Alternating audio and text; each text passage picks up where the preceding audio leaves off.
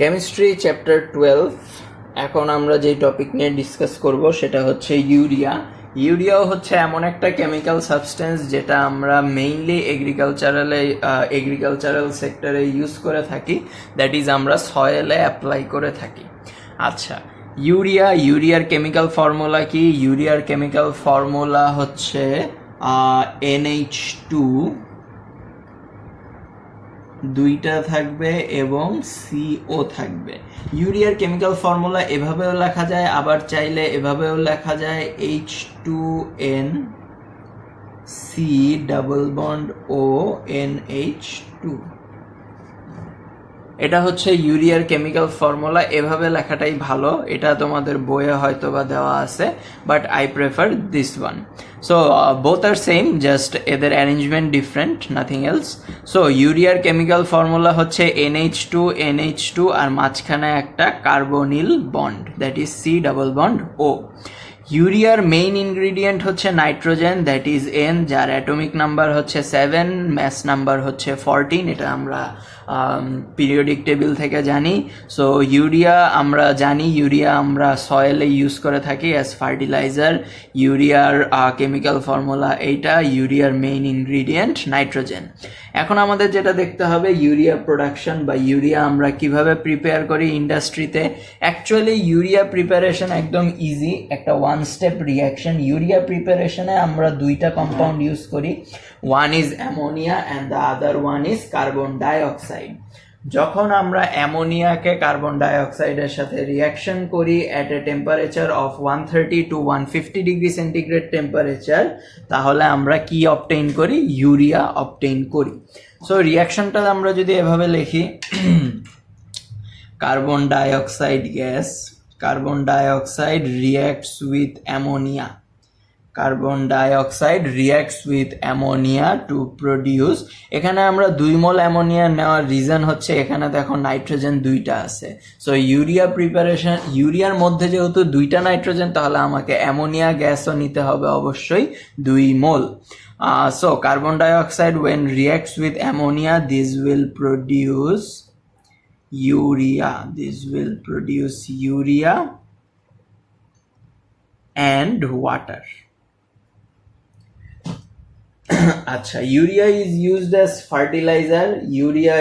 As fertiliser, এবং এটা অবশ্যই তখন এটা শুধু রিয়াকশন করলেই হবে না, এখানে আমাদেরকে একটু হিট অ্যাপ্লাই করতে হবে, যেই হিটের অ্যামাউন্ট হচ্ছে 130 to 150 degree centigrade temperature.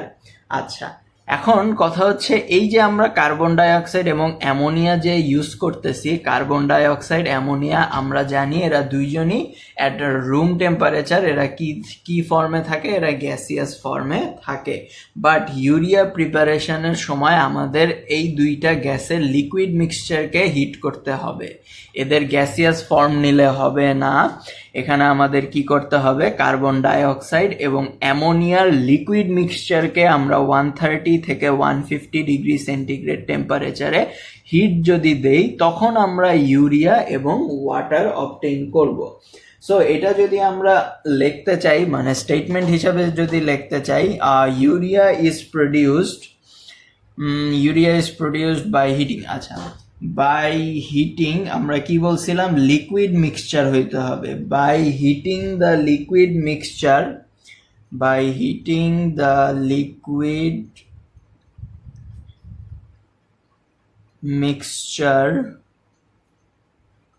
of carbon dioxide and ammonia. By heating the liquid mixture of carbon dioxide and ammonia at approximately 130 to 150 degree centigrade temperature, urea is produced. So urea প্রোডাকশনের জন্য এটা একটা one step easy reaction, but যেটা মনে রাখতে হবে সেটা হচ্ছে আমাদের এই দুইটা গ্যাসের লিকুইড মিক্সচারকে হিট দিতে হবে at the temperature 130 to 150 degree centigrade. যেহেতু আমরা একটু আগেই বললাম যে আমরা বলছি এবং আমরা সবাই ইউজুয়ালি জানি যে urea is used as a fertiliser for soil, যেটা আমাদের সয়েলের উর্বরতা, দ্যাট ইজ ফার্টিলিটি ইনক্রিজ করবে, সয়েলের মধ্যে নাইট্রোজেন কন্টেন্ট ইনক্রিজ করবে, which is an essential nutrient for the plants. So এখন আমাদের দেখার বিষয় হচ্ছে ইউরিয়া যখন আমরা সয়েলে অ্যাড করলাম, সয়েলে অ্যাড করার পরে ইউরিয়ার কি হয়, ইউরিয়াটা ডিসোসিয়েট হয়, ইউরিয়াটা ডিজলভ হয়, না ইউরিয়াটা কি হয়ে যায়, এটা হচ্ছে আমাদের দেখার বিষয়। এখন ইউরিয়াটা কি হয় সেটা দেখার জন্য আমরা 3টা রিয়াকশন ডেসক্রাইব করতে হবে। প্রথমে যখন আমরা ইউরিয়াকে অ্যাড করলাম আমাদের সয়েলে, ইউরিয়া অবশ্যই আমরা স্প্রে করি। স্প্রে করার মানে হচ্ছে এটাকে আমরা ডিজলভ কন্ডিশনে, মানে পানির সাথে ডিজলভ করে তারপরে আমরা আমাদের সয়েলে স্প্রে করি। সো যেটা হয়, ইভেন সয়েলের মধ্যেও ওয়াটার কন্টেন্ট থাকে। সো যেটা হবে, ইউরিয়া যখন, দিস ইজ ইউরিয়া, যখন সে পানির সাথে ডিজলভ হয়, পানিতে ডিজলভ হয়, অথবা আমরা পানিতে ডিজলভ করেই সয়েলে অ্যাপ্লাই করি, তখন সয়েলের মধ্যে একটা এনজাইম থাকে, সেই এনজাইমের নাম হচ্ছে ইউরিয়েজ। সয়েলের মধ্যে একটা এনজাইম থাকে যেটার নাম হচ্ছে ইউরিয়েজ। এই ইউরিয়েজ এনজাইমের জন্যে অ্যামোনিয়া তো না, এটা হচ্ছে ইউরিয়া। এই ইউরিয়েজ এনজাইমের জন্যে আমাদের যে ইউরিয়াটা অ্যাপ্লাই করা হয় সেই ইউরিয়াটা ডিসোসিয়েট হয়ে অ্যামোনিয়া গ্যাসে কনভার্ট হয়। The urea dissociates into ammonia and carbon dioxide. That is আমরা যে রিয়াকশনটা করছিলাম এটার উল্টা রিয়াকশনটা হয়, দ্যাট ইজ রিভার্স রিয়াকশন। কার জন্য এই রিভার্স রিয়াকশনটা পসিবল হচ্ছে? Just because of the urease enzyme. So আমরা যদি এটা স্টেটমেন্ট আকারে লিখতে চাই, দ্যাট ইজ আমরা লিখতে পারি in presence of urease enzyme, in presence of urease enzyme, dissolved urea, যেটা আমাদের সয়েলে ডিজলভ হয়ে গেছিল, dissolved urea in soil, সয়েলের মধ্যে যে ইউরিয়াটা ডিজলভ হয়েছিল এটা is dissociated into ammonia and carbon dioxide, is dissociated into ammonia and carbon dioxide gas. এখন যেই অ্যামোনিয়াটা ডিসোসিয়েট হয়েছিল, দ্যাট ইজ আমাদের ইউরিয়া ডিসোসিয়েট হয়ে যখন অ্যামোনিয়ায় কনভার্ট হয়েছিল, এই অ্যামোনিয়া আবার সয়েলের ওয়াটারের মধ্যে ডিজলভ হয়। The ammonia released dissolves in the water of soil to produce ammonium hydroxide. So আমাদের স্টেটমেন্টটা হবে অ্যামোনিয়া রিলিজড অথবা released ammonia is dissolved in water of soil to produce ammonium hydroxide,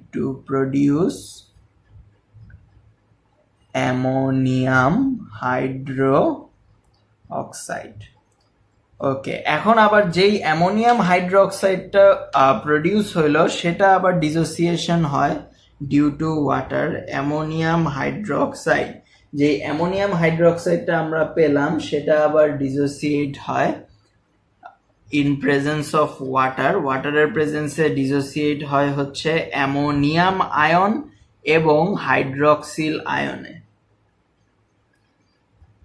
এই যে অ্যামোনিয়াম আয়নে যখন dissociate হইল, এই ammonium আয়নটা actually হচ্ছে আমাদের প্ল্যান্ট সাক আপ করে by their roots.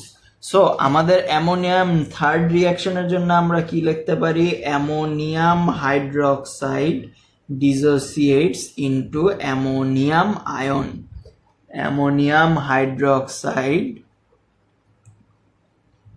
ডিসোসিয়েটস into ammonium ion and hydroxyl ion। আর এই অ্যামোনিয়াম আয়নটাই হচ্ছে প্ল্যান্ট সাক করে, plants suck up by their roots. তাহলে আমরা যে ইউরিয়াটা ইউজ করতেছি এটা অ্যাকচুয়ালি সয়েলে যাওয়ার পরে 3টা স্পেসিফিক রিয়াকশনের মাধ্যমে আমাদের কাজ করতেছে। কি কি? প্রথমে আমাদের যে ইউরিয়াটা বা যে ডিজলভড ইউরিয়াটা আমরা সয়েলে অ্যাপ্লাই করলাম সেটা in presence of urease enzyme dissociates into ammonia and carbon dioxide. এই যে অ্যামোনিয়া যে ডিসোসিয়েট হয় এটা গ্যাসিয়াস কন্ডিশনে না থেকে এটা অ্যাকচুয়ালি লিকুইড কন্ডিশনে থাকে। এই লিকুইড অ্যামোনিয়া যখন সয়েলের লিকুইড ওয়াটারের সাথে রিয়াকশন করতেছে তখন তারা প্রডিউস করতেছে ammonium hydroxide which is the aqueous solution of ammonia. অ্যামোনিয়ার অ্যাকুয়াস সলিউশন হচ্ছে অ্যামোনিয়াম হাইড্রোক্সাইড। সো এই ইউরিয়াস এনজাইমের ফলে ইউরিয়া যখন অ্যামোনিয়া লিকুইড অ্যামোনিয়াতে ডিসোসিয়েট হয়, এই লিকুইড অ্যামোনিয়া ওয়াটারের সাথে রিয়্যাক্ট করে অ্যাকুয়াস অ্যামোনিয়াম হাইড্রোক্সাইড তৈরি করে। Then this aqueous ammonium hydroxide dissociates into ammonium ion and hydroxyl ion, এবং প্ল্যান্ট তাদের এসেনশিয়াল নিউট্রিয়েন্ট নাইট্রোজেনের জন্য এই অ্যামোনিয়াম আয়নটাকে সাক করে by means of their root. That's why urea is used as fertiliser. আরেকটা যেটা ইম্পর্টেন্ট পয়েন্ট সেটা হচ্ছে ইউরিয়া ইন্ডাস্ট্রিয়ালি কিসে ইউজ হয়? Urea is used in industrial production of polymer like melamine, formica. কিছু কিছু পলিমারের ইন্ডাস্ট্রিয়াল প্রিপারেশনে ইউরিয়াকে র ম্যাটেরিয়াল হিসাবে ইউজ করা হয়। সেই পলিমারগুলা কি? একটা হচ্ছে মেলামাইন, একটা হচ্ছে ফর্মিকা। নাও মুভিং অন, যদি আমরা নেক্সট টপিকে মুভ করি তাহলে আমরা দেখতে পারবো নেক্সট আমাদের টপিক হচ্ছে ammonium sulphate. Ammonium sulfate is basically a white crystalline substance. Ammonium sulfate basically কি? white crystalline substance. Ammonium sulfate এর chemical formula যদি আমরা চিন্তা করি, this is NH4 এটা হচ্ছে আমাদের অ্যামোনিয়াম সালফেটের chemical formula. Ammonium sulphate preparation অথবা প্রোডাকশনও একদম ইজি, একটা ওয়ান স্টেপ রিয়াকশন। যদি আমরা অ্যামোনিয়ার সাথে সালফিউরিক অ্যাসিডকে রিয়াকশন করি তাহলে আমরা কি পাবো? Ammonium sulphate. সো আমরা যদি রিয়াকশনটা লিখতে চাই, আমরা যদি অ্যামোনিয়ার মধ্যে কি অ্যাড করি? সালফিউরিক অ্যাসিড অ্যাড করি। যদি আমরা অ্যামোনিয়া এবং সালফিউরিক অ্যাসিডের রিয়াকশন করি তাহলে আমরা যেই জিনিসটা অবটেইন করব সেটা হচ্ছে অ্যামোনিয়াম সালফেট, NH4 এখন কথা হচ্ছে অ্যামোনিয়াম সালফেটে যেহেতু নাইট্রোজেন 2 মল, তাহলে আমাকে অ্যামোনিয়াও নিতে হবে 2 mol. So basically the preparation of ammonium sulfate is one step reaction in which 2 moles of ammonia reacts with sulfuric acid to produce 1 mole of ammonium sulfate. So এটা যদি আমরা in terms of statement লিখতে চাই তাহলে আমরা কি বলতে পারবো? Ammonium sulfate is produced, ammonium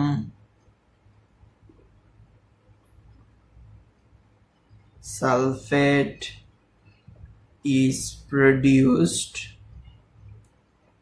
by the reaction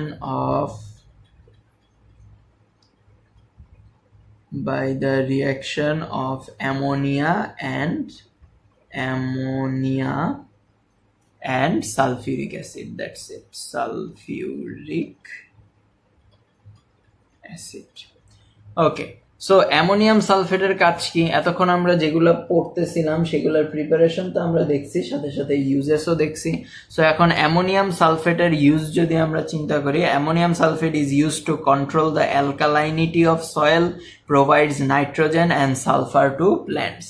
যেহেতু অ্যামোনিয়াম সালফেটের মধ্যে নাইট্রোজেনও আছে, সালফারও আছে, তাহলে plant nutrient nitrogen and sulphur deficiency এই অ্যামোনিয়াম সালফেট ফুলফিল করে এবং কি করে? Controls the alkalinity of soil.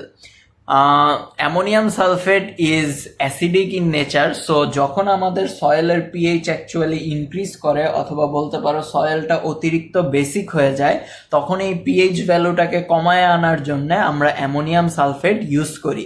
Ammonium sulphate যেহেতু অ্যাসিডিক, তাই অ্যামোনিয়াম সালফেট যদি আমরা বেসিক সয়েলে ইউজ করি তাহলে সেটার পিএইচ লেভেল নেমে আসবে, এবং পিএইচ লেভেল নেমে আসলে কি হবে? ওই সয়েলের বেসিক প্রপার্টিটা কমে যাবে। So ammonium sulfate এর ইউজ হচ্ছে controls the alkalinity of soil, provides nitrogen and sulfur to plants. Next যেই দুইটা টপিক আমাদের বাকি আছে সেটা হচ্ছে রাইপেনিং অফ ফ্রুটস আর হচ্ছে ফুড প্রিজারভেটিভস।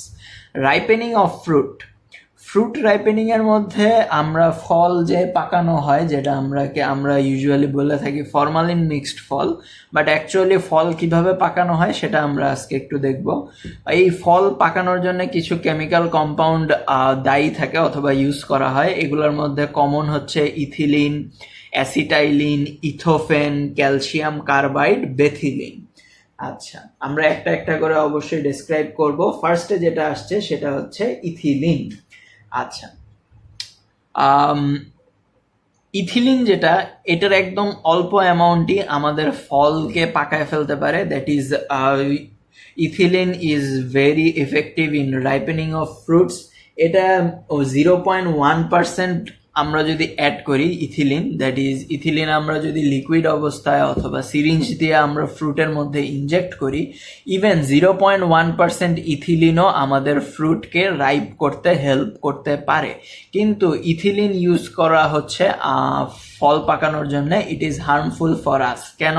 কারণ ইথিলিনের জন্য যখন আমাদের বডিতে এক্সেস ইথিলিন কোয়ান্টিটি বেড়ে যায়, দ্যাট ইজ ইথিলিনের অ্যামাউন্ট বেড়ে যায়, আমরা ফল খেতে খেতে আমাদের ফলের সাথে সাথে যখন আমাদের বডিতে ইথিলিন কম্পাউন্ডটা এন্ট্রি করে, তখন আমাদের বডিতে আস্তে আস্তে ইথিলিনের কোয়ান্টিটি বাড়তে থাকে, এবং ইথিলিনের কোয়ান্টিটি বাড়ার ফলে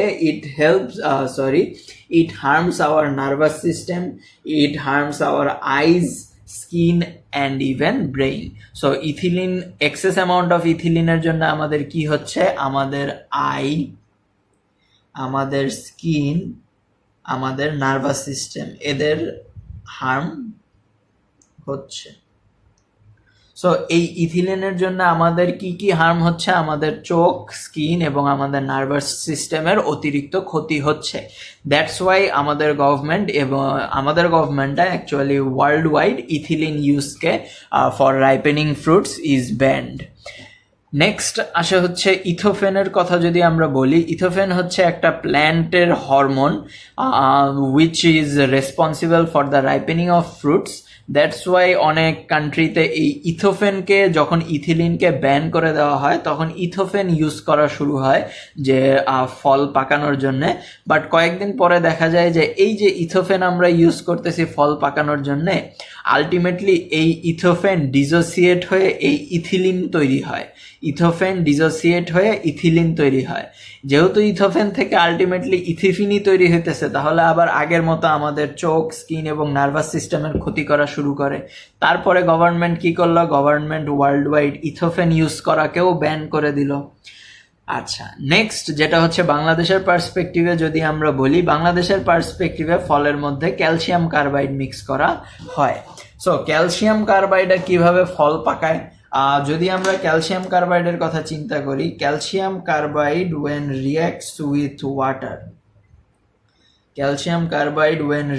with water it produces অ্যাসিটাইলিন, অথবা এটাকে আমরা ইথাইনও বলি, অ্যাসিটাইলিন অ্যান্ড ক্যালসিয়াম হাইড্রোক্সাইড। সো এই যে অ্যাসিটাইলিন এবং আমাদের ক্যালসিয়াম কার্বাইড, এই দুইটা ডিসকাশন আমরা একসাথে করতেছি। ক্যালসিয়াম কার্বাইড বাংলাদেশে ইউজ করা হয় ফল পাকানোর জন্য। সো যখন আমরা ক্যালসিয়াম কার্বাইড ইউজ করি, ক্যালসিয়াম কার্বাইড ওয়াটারের সাথে রিয়াকশন করে অ্যাসিটাইলিন তৈরি করে, এবং এই অ্যাসিটাইলিন এবং ইথিলিনের প্রপার্টিজ আর অলমোস্ট সেম। তাই এই অ্যাসিটাইলিন ইথিলিনের মতো আমাদের চোখ, স্কিন এবং নার্ভাস সিস্টেমের ক্ষতি করে। That's why Bangladesh government calcium carbide use করাকে কি করছে? ব্যান করে দিছে।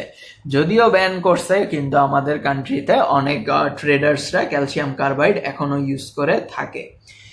এরপরে ট্রেডাররা যেটা ইউজ করা শুরু করলো সেটা হচ্ছে বেথিলিন। বেথিলিনও হচ্ছে একদম স্মল অ্যামাউন্টে যদি আমরা ইউজ করি তাহলে ফল পাকানো অনেক ইজি, এবং টিল নাও বেথিলিনের কোনো হার্মফুল ইফেক্টস এখনো বের হয় নাই। দ্যাটস ওয়াই এখন আমরা বেথিলিন ইউজ করা হচ্ছে for ripening of fruits. So আপাতত আমরা বেথিলিন নিয়েই কাজ করব, বাট এই চারজন আর ইকুয়ালি হার্মফুল, তাই এই চারটা কম্পাউন্ড রাইপেনিং অফ ফ্রুটসের জন্য ব্যান করা হয়েছে। এছাড়া আরো কিছু ছোটখাটো ডিসকাশন আছে রাইপেনিং অফ ফ্রুটস নিয়ে, এটা তোমাদের বইয়ে আছে, বইটা রিডিং পড়লেই ইজি হয়ে যাবে। Next comes the topic of food preservative. Food preservative হিসেবে আমরা যে কম্পাউন্ডগুলো ইউজ করে থাকি সেগুলো হচ্ছে sodium benzoate, benzoic acid, potassium sorbate, sodium sorbate, calcium sorbate. Mainly এই কম্পাউন্ডগুলো হচ্ছে ফুড প্রিজারভেটিভ হিসেবে ইউজ করা থাকে। Sodium benzoate, benzoic acid, actually benzoic acid ছাড়াও কিছু ডেরিভেটিভস অফ বেনজয়িক অ্যাসিড আছে, এটা তোমাদের বইয়ে দুইটা নাম দেওয়া আছে। একটা নাম maybe as far as I remember paramethyl benzoic acid এবং আরেকটা হচ্ছে প্যারামিথক্সি বেনজয়িক অ্যাসিড। এই দুইটা হচ্ছে বেনজয়িক অ্যাসিডের ডেরিভেটিভ, মানে হচ্ছে বেনজয়িক অ্যাসিড থেকে ওই দুইটা কম্পাউন্ড প্রিপেয়ার করা যায়। এই কম্পাউন্ডগুলো হচ্ছে মেইনলি আমরা ফুড প্রিজারভেটিভ হিসেবে ইউজ করে থাকি। এবং ফুড প্রিজারভেটিভ আমরা এই পর্যন্ত যতগুলা নাম শিখলাম, ফুড প্রিজারভেটিভ সবগুলার অ্যাকসেপ্টেবল ডোজ হচ্ছে 0.1%। এর থেকে বেশি ইউজ করা মানে হচ্ছে হার্মফুল ফর আস। সো এদের ডোজ যদি আমরা অনলি 0.1% ইউজ করে থাকি তাহলে they are good for preservation of food, but if we go beyond this dose তাহলে আমাদের কি হবে, আমাদের ক্ষতি হবে। এখন আসি ইফেক্টিভনেস নিয়ে যদি আমরা একটু কথা বলি। ইফেক্টিভনেস ডিপেন্ড করে পিএইচ রেঞ্জের উপর। সব ধরনের খাবার তো সেম না, কিছু কিছু খাবার অ্যাসিডিক, কিছু কিছু খাবার বেসিক, কিছু কিছু নিউট্রালের কাছাকাছি। সো এই যে আমরা এতগুলা ফুড প্রিজারভেটিভের কথা বললাম, এই ফুড প্রিজারভেটিভগুলা কে কোন পিএইচ রেঞ্জে কাজ করে। যদি আমরা সোডিয়াম বেনজয়েট এবং বেনজয়িক অ্যাসিডের কথা বলি তাহলে এদের ইফেক্টিভনেস সবচেয়ে বেশি হচ্ছে বিলো 4.5। যদি ফুডের পিএইচ 4.5 এর বিলো হয়, দ্যাট ইজ অ্যাসিডিক ফুড হয়ে থাকে, তখন ফুড প্রিজারভেশনের জন্য এই দুইটা কম্পাউন্ড বেশি ইউজ করা হয়। এবং এই বাকি কম্পাউন্ডগুলোর কথা যদি আমরা বলি, এদের ইফেক্টিভনেস তখনই কাজ করে যদি পিএইচ লেভেলটা উইদিন 6.5 থাকে। যদি 6.5-এর মধ্যে থাকে পিএইচ ভ্যালু, তাহলে এই কয়টা কম্পাউন্ড আমরা ইউজ করব ফুড প্রিজারভেশনের জন্য। আর যদি বিলো 4.5 থাকে তাহলে এই দুইজনকে ইউজ করব আমরা ফুড প্রিজারভেশনের জন্য। এবং অবশ্যই এদের অ্যাকসেপ্টেবল ডোজ হচ্ছে 0.1% and not more than that. তোমাদের বইয়ে আরও কিছু এটার ডেসক্রিপশন একটু প্যারা হিসেবে দেওয়া আছে, অবশ্যই সেটা পড়ে নিবা ফর অবজেক্টিভ। আর মেইন যেই ইম্পর্টেন্ট পয়েন্টগুলো ছিল সেগুলো আমি ডিসকাস করে ফেলছি। So that's it. এতটুকুই ছিল হচ্ছে আমাদের chemistry in agriculture and industrial purposes.